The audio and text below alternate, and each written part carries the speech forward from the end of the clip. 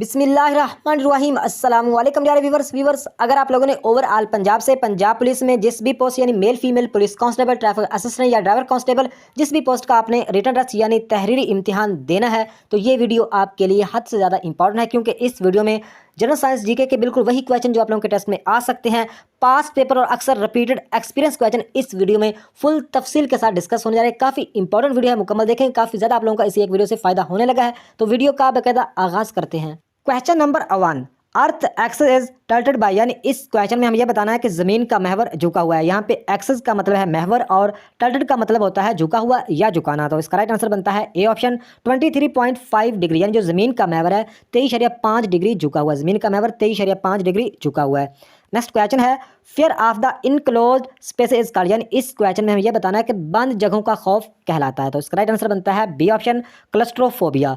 बंद जगहों का खौफ क्लस्ट्रोफोबिया कहलाता है। तो इसके अलावा कुछ और क्वेश्चन भी आप लोगों ने याद रखने, इनमें से कोई भी पूछा जा सकता है, जैसा कि हाइट्स यानी जो ऊंचाई का खौफ है अल्टोफोबिया कहलाता है।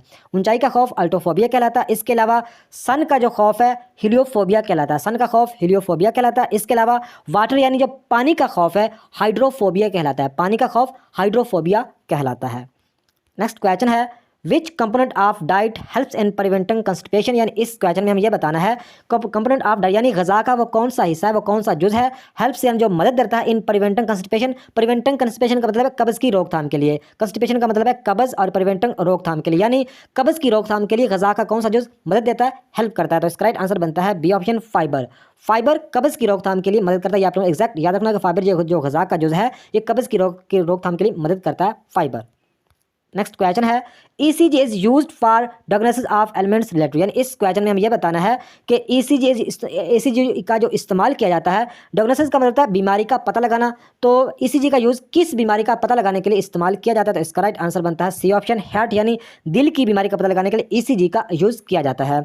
तो यहाँ पे आप लोगों ने ECG की फुल फॉर्म भी याद रखनी है। ECG की फुल फॉर्म है इलेक्ट्रोकार्डियोग्राफी। आप लोगों ने एग्जैक्ट याद रखना होगा, ECG की फुल फॉर्म है इलेक्ट्रोकार्डियोग्राफी। और इसके अलावा अगर बात करें MRI, तो MRI ब्रेन ट्यूमर्स की बीमारी का पता लगाने के लिए इस्तेमाल किया जाता है। इसके अलावा किडनीज़ की अगर बीमारी हो तो ये इनका ब्लड टेस्ट किया जाता है। किडनीज़ की यानी गुर्दों की बीमारी के लिए ब्लड टेस्ट होते हैं, ये भी आप लोगों ने याद रखना है। तो नेक्स्ट क्वेश्चन है GPS is the observation of, यानी इस क्वेश्चन में हम ये बताना है कि GPS की फुल फॉर्म क्या है? तो इसका राइट आंसर बनता है सी ऑप्शन। GPS की फुल फॉर्म है global positioning system. Global positioning system GPS की फुल फॉर्म है। तो नेक्स्ट क्वेश्चन है metrology is the science of, तो जो मेट्रोलॉजी है ये मतलब किस टाइप की साइंस है? तो इसका राइट आंसर बनता है सी ऑप्शन वेदर, यानी मौसमियात की साइंस है मेट्रोलॉजी। आप लोगों ने एग्जैक्ट याद रखना होगा, metrology is science of weather. तो नेक्स्ट क्वेश्चन है name the tree whose wood is used for making cricket bat, यानी इस क्वेश्चन में हम ये बताना है उस दरख्त का नाम बताना है कि जो कि क्रिकेट का जो बैट होता है उसको बनाने के लिए इस्तेमाल किया जाता है। तो इसका राइट आंसर बनता है ए ऑप्शन विलो। ये आप लोगों ने एग्जैक्ट याद रखना होगा, जो विलो है ये मतलब है कि जो ट्री है ये क्रिकेट यानी जो क्रिकेट का बैट होता है उसको बनाने के लिए इस्तेमाल की जाती है, ये इसकी लकड़ी विलो। तो नेक्स्ट क्वेश्चन है acid rains contains high levels of, यानी इस क्वेश्चन में हम ये बताना है एसिड रेन यानी जो तेजाबी बारिश में हाई लिवर्स होते हैं, तो मतलब कौन कौन से होते हैं? इसका राइट आंसर बनता है D option both B and C. Acid rain में जो हाई लिवर्स होते हैं sulphuric acid and nitric acid, ये दोनों होते हैं। इनमें से एक भी पूछा जा सकता है, दोनों भी पूछे जा सकते हैं। आप लोगों ने एग्जैक्ट याद रखना होगा sulphuric acid and nitric acid. तो इस क्वेश्चन का जो राइट आंसर है वह है D option both B and C. Next question है vitamin C is essential for, यानी विटामिन सी के लिए इसका राइट आंसर बनता है B option growth and repair of tissue, यानी जो विटामिन सी के लिए मतलब एक टिश्यूज़ की ग्रोथ का मतलब होता है नशोनुमा और रिपेयर का मतलब मुरम्मत, यानी टिश्यूज़ की नशोनुमा और मुरम्मत मतलब के लिए विटामिन सी का मतलब ये आप लोगों ने एग्जैक्ट याद रखना होगा। Vitamin C is essential for growth and repair tissues. तो नेक्स्ट क्वेश्चन है द अर्थ मूव्स फ्राम, तो इसका राइट आंसर बनता है A option west to east, यानी जो अर्थ मतलब एक मूव होती है वेस्ट टू ईस्ट यानी मगरब से मशरक की तरफ। ये आप लोग एग्जैक्ट याद रखना वेस्ट टू ईस्ट। तो ये दूसरे नंबर पे ये आप लोगों ने याद रखना है कि इस तरह का क्वेश्चन पूछा जा सकता है कि द अर्थ मूव्स फ्राम, यहाँ पे वेस्ट टू ईस्ट ना हो, एंटी क्लॉक या मतलब एक क्लॉक वाइज हो या एंटी क्लॉक वाइज, तो आप लोगों का राइट आंसर होगा एंटी क्लॉक वाइज। ये आप लोगों ने एग्जैक्ट याद रखना होगा। क्लॉक वाइज और एंटी क्लॉक वाइज का मतलब ये होता है, एग्जाम्पल के तौर पर थोड़ा सा आप लोगों को बता देता हूँ। ये एक घड़ी है जैसा कि 12 6 3 9, ये घड़ी है। जो इसकी मुखालिफ डायरेक्शन होगी यानी 12 के बाद फिर 11 फिर 9 फिर 8 7 इस तरह डायरेक्शन होगी, ये एंटी वाइज कहलाती है। और 12 1 2 3 4 5 6 ये क्लॉक वाइज होती है। तो ये जो मतलब एक अर्थ मूव करती है वेस्ट टू ईस्ट यानी एंटी क्लॉकवाइज यानी उल्टा मतलब है कि घूमती है। ये आप लोगों ने एग्जैक्ट याद रखना होगा। तो नेक्स्ट क्वेश्चन है a camera use convex lens to form in image which is, यानी इस क्वेश्चन में हमें ये बताना है कि एक कैमरे में यूज़ किया जाता है कन्वेक्स लेंस। कन्वेक्स लेंस एक कैमरे में यूज़ किया जाता है फ्रॉम ए इमेज बनाने के लिए।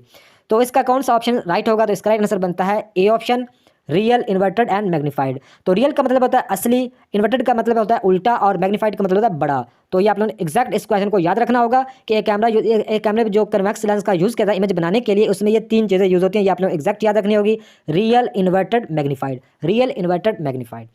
तो नेक्स्ट क्वेश्चन है, diabetes is cause due to the deficiency of, यानी जो डायबिटीज़ मतलब होती है ये किस वजह से होती है, किस चीज़ की कमी की वजह से? इसका राइट आंसर बनता है D option, insulin. Diabetes is cause due to the deficiency of insulin. आप लोगों ने एग्जैक्ट याद रखना होगा। तो नेक्स्ट क्वेश्चन है, what is the speed of sound in air, यानी जो स्पीड ऑफ साउंड हवा में होती है। तो इसका राइट आंसर बनता है B option, 1235 kilometre per hour. ये आप लोगों को एग्जैक्ट याद रखना होगा, जो हवा में साउंड ऑफ मतलब स्पीड ऑफ साउंड होती है 1235 किलोमीटर पर आवर। अगर किलोमीटर में पूछ जाए तो 1235 किलोमीटर पर आवर, लेकिन अगर मिनट सेकंड में पूछ जाए तो 343 यानी 343 m/s। ये मतलब है कि ये भी आप लोगों ने एग्जैक्ट याद रखना होगा। Speed of sound in air 343 मिनट/s यानी m/s। ये भी एग्जैक्ट आप लोगों ने याद रखना होगा। तो नेक्स्ट क्वेश्चन है, what is the life span of red blood sales, यानी मतलब इस क्वेश्चन में हमें यह बताना है कि जो रेड ब्लड यानी जो सुर्ख मतलब ब्लड सेल्स होते हैं इनकी मतलब कि ज़िंदगी कितनी होती है। तो इसका राइट आंसर बनता है बी ऑप्शन, 120 डेज, यानी 120 दिन होती है life span of red blood cells 120 days. तो नेक्स्ट क्वेश्चन है, what is the percentage of water in our brain, यानी जो हमारे दिमाग में मतलब है कि वाटर का कितना परसेंट मतलब होता है, वाटर यानी पानी कितने परसेंट होता है हमारे ब्रेन में, दिमाग में। तो इसका राइट आंसर बनता है डी ऑप्शन, 73 यानी 73% मतलब है कि पानी होता है दिमाग में। इसके अलावा बॉडी में 60% पानी होता है, बोन्स यानी हड्डियों में 31%। यह भी आप लोगों ने याद रखना होगा, बॉडी में 60% और बोन्स हड्डियों में 31%। इसके अलावा अगर बात करें मसल एंड किडनीज में 79%। ये आप लोगों ने एग्जैक्ट याद रखना होगा। लंग्स यानी फेफड़ों में 83% पानी होता है। तो इसका आप लोगों ने स्क्रीनशॉट लेके इसको अच्छी तरह याद करना होगा। तो नेक्स्ट क्वेश्चन है, Edward Jenner developed first vaccine.